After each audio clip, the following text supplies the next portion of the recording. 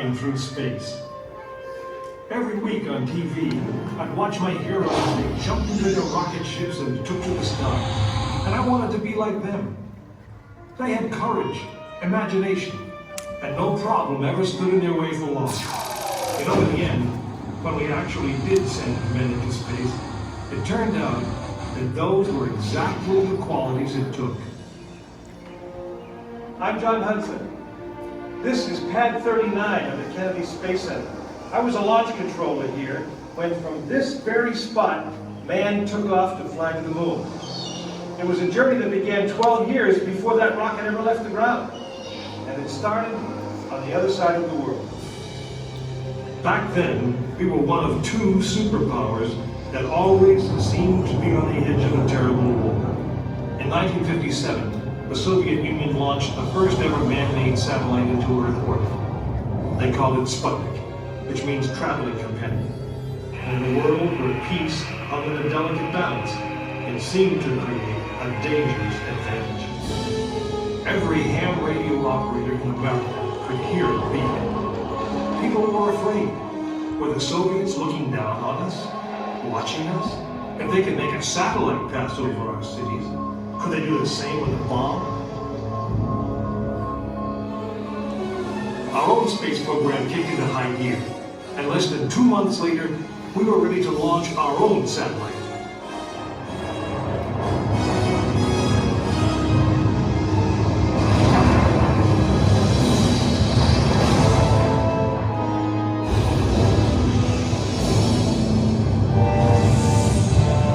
It was being called the space race, and we were running a distant second. In 1961, we fell even further behind. Soviet cosmonaut Yuri Gagarin became the first man into space, circling the world in just 89 minutes. We had our own astronauts, and they were eager and ready to take the big ride. But our manned space program couldn't seem to get off the ground. We stuck with it, and on May 5th, 1961, things finally started going right. Astronaut Alan Shepard took his ship Freedom 7 6.5 miles into space. America had its first space hero. Just a few days later, our space program received a new challenge. But this one did not come from the Soviet Union. It came from our young president. In one inspiring moment, he changed the mission from one based in fear of the present to one of hope for the future. But why, some say, the moon? Why choose this as our goal? And they may well ask, why climb the highest mountain? Why, 35 years ago, fly the Atlantic? Why does Rice play Texas? We choose to go to the moon. We choose to go to the moon.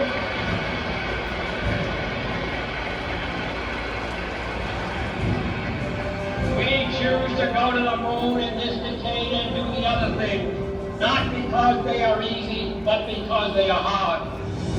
We hadn't been more than 16 minutes into space, and now we were going to the moon. We would have to design a rocket the size of a 36-story office building, put it together with the precision of a microscope, and accelerate it to the speed of a bullet. Then we would have to guide it to a moving target 250,000 miles away.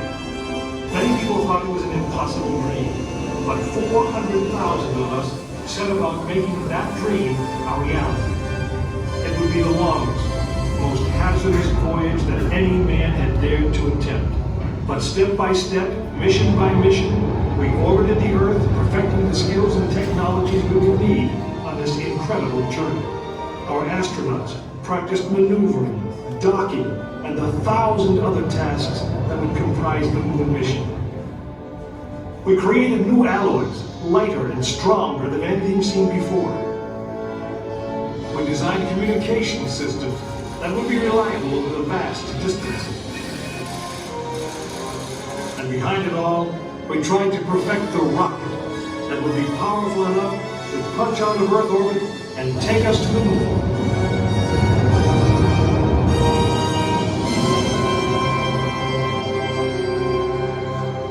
One day, however, the dream of flying to the moon almost slipped away. It was January 27th, 1967. Astronauts Virgil Gus Grissom, Edward White, and Roger Chaffee were on board Apollo 1 for a plugs-out test, a full-scale dress rehearsal for the actual launch. Suddenly it happened. There was a fire in the capsule. 3 men whose lives had been in our hands were lost. Surely the opening vistas of space promise high costs and hardships, as well as high reward. But this country of the United States was not built by those who waited and rested and wished to look behind them. After Apollo 1, some thought we'd failed, and that the moon was out of our reach. But we owed it to those men to learn from their sacrifice and to carry on. We started taking the Apollo vehicle apart, piece by piece. Was the design flawed? Had safety been compromised? Tough questions. And we spent 1.5 years redesigning the spacecraft so that no astronaut's life would ever be at risk because we overlooked something or because we could have done something better. A moon rocket is 91% high explosive, and it goes into the most unforgiving, hazardous environment there is. We could never make it risk-free, and the men who flew them knew that. We didn't send men into space again until Apollo 7 orbited the Earth testing some of the new designs. When everything worked perfectly, the decision was made. The next mission would travel to the moon. It was mankind's destiny to leave the shores of our planet behind and strike out across the vast ocean of space. In the great span of our history, now was the time that we could. Now was the time that we would. We stood on the eve of the longest, most dangerous journey that any man had ever undertaken. And it would be taken by Frank Borman, James Lovell, and William Andrews, the crew of Apollo 8. Through those doors, you'll find the firing room, launch control, just as it was on December 21st, 1968. Please gather all of your belongings. Take small children by the hand. Launch control for the Apollo missions. Saturday, when men first took off to fly to the moon. The tragedy of Apollo 1 had put us 1.5 years behind. We were making up for it in one big leap. And we were doing it with a rocket that no man had ever flown before.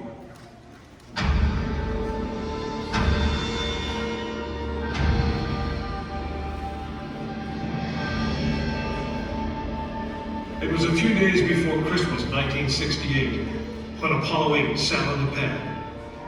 She was the first of a new kind, a moon rocket. This was the Phoenix, risen from the ashes of Apollo 1. The first Apollo crew did not die in vain.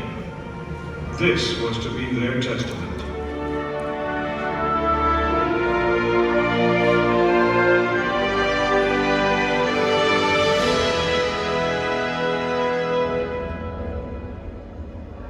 "36 stories high, she had been fully fueled throughout the night. The liquid oxygen in her tanks caused ice to form on the outside of the craft. The extreme temperature differences between the air and the sub-zero fuel caused the metal skin of the rocket to expand and contract. Everyone who was on the pad agreed. It was as though the rocket was alive, breathing, straining at the leash. Earlier in the morning, astronauts Frank Borman, Jim Lovell, and Bill Andrews had made their final preparations before taking that long ride out to the waiting spacecraft. The minimum safe distance from the Saturn V at liftoff was 3 miles. The reason was simple.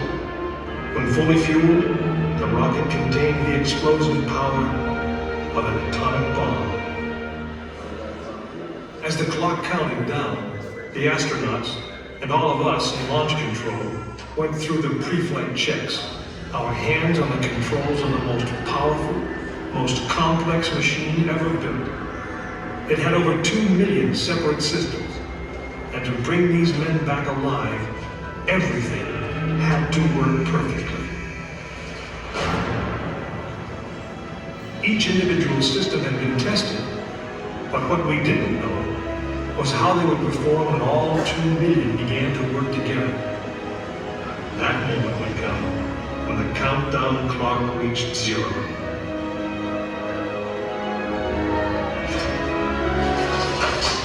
If a maneuvering thruster failed, if communications broke down, if navigation was off by 1 degree, if any piece of the miles of wiring, circuits, relays, or valves was defective, Frank Borman, Jim Lovell, and Bill Anders would pay with their lives. As they sat, waiting for launch on that chill December morning, these 3 astronauts were back to what they had always been, test pilots.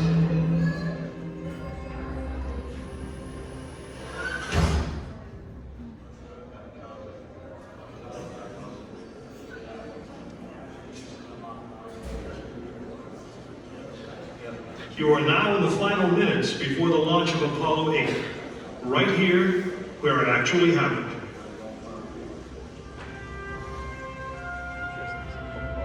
Mankind is about to leave his planet behind and journey to another. It is one of those rare moments when history is not being made, destiny is being embraced.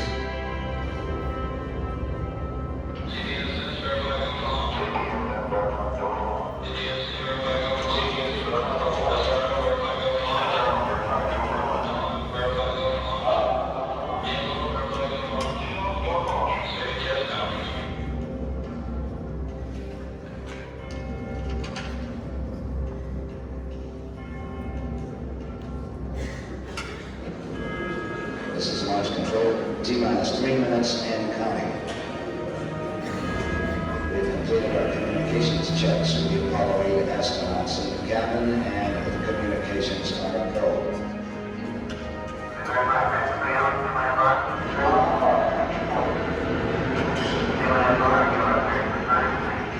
During this period, once we do get the firing command, the various tanks within the 3 stages of the Saturn V launch vehicle begin to pressurize. We have firing command. The firing command is handling along the automatic sequence. T-minus 2 minutes, 20 seconds.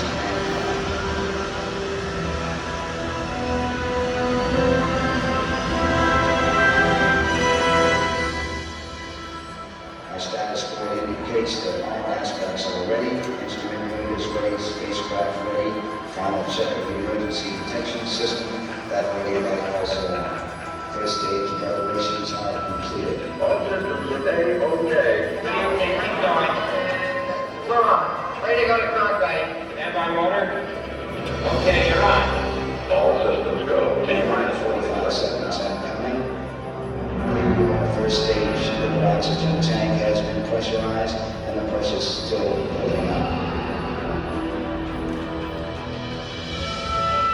Coming up on 90 seconds, mark T-minus 90 seconds and counting. The Apollo 8 crew standing by, spacecraft commander Frank Borman, Jim Lovell, Bill Anders. We now report that the liquid hydrogen tank on the third stage is pressurized. 1 minute 15 seconds.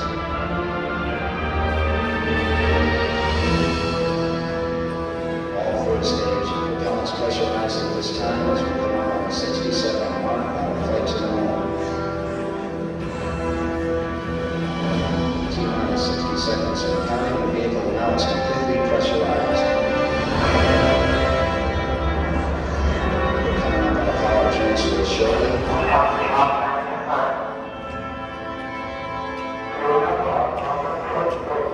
We have the power transfer. We're now on the flight batteries within the launch vehicle.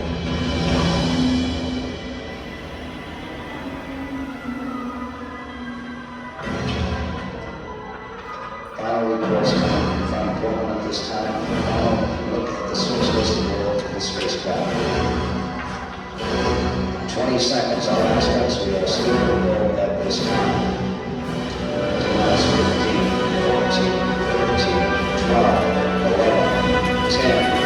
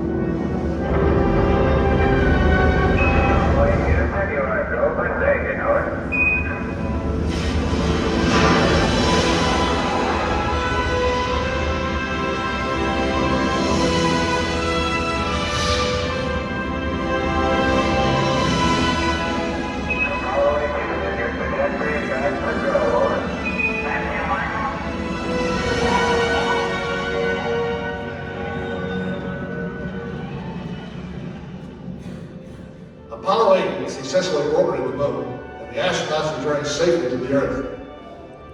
I know. I'm Jim Lovell, and I was one of the crew of this spacecraft, Apollo 8. We were the first men to see the surface of the moon from just a few miles away. But it was the hundreds of thousands of men and women who worked with that team, and the millions of people who supported the mission that really made it possible. That way, I guess, we all went to the moon.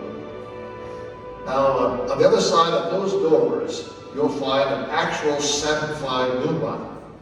It's still the most powerful, the most complex machine ever built. And I guess it's the only one that can take you to another planet.